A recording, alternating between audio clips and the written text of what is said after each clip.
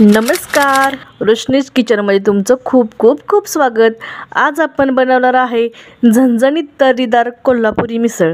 तेही जास्त मेहनत न घेता अगदी 15 ते 20 मिनिटात तयार होते।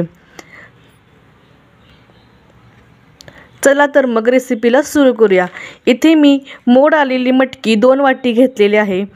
मटकी स्वच्छ धुवून 2 ग्लास पाणी, अर्धा चमचा हळद आणि मीठ घालून कुकरमध्ये 1 शिट्टी करून घेऊया। मटकी शिजेपर्यंत इथे आपण पेस्टसाठी कांदा, टोमॅटो 1 चमचा तेल घालून भाजून घेऊया। भाजलेला टोमॅटो आणि कांदा थंड झाल्यानंतर याची पेस्ट बनवून घेऊ आणि पेस्टमध्येच खोबरं आणि कोथिंबीर घालून याचं बारीक वाटण बनवूया।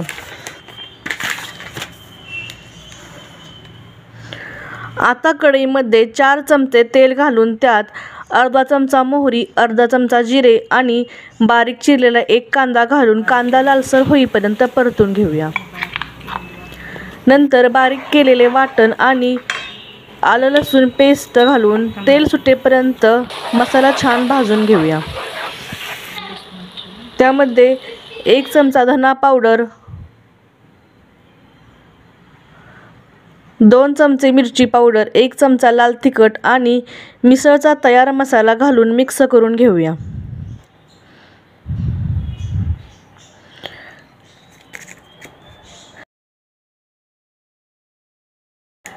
त्यामध्ये शिजवलेली मटकी घालून 1.5 ग्लास गरम पाणी घालून चवीनुसार मीठ घालूया आणि 10 मिनिटे मीडियम गॅसवर ठेवू। आता बघा छान कट आलेला आहे। आता तयार आहे झणझणीत तर्रीदार कोल्हापुरी मिसळ।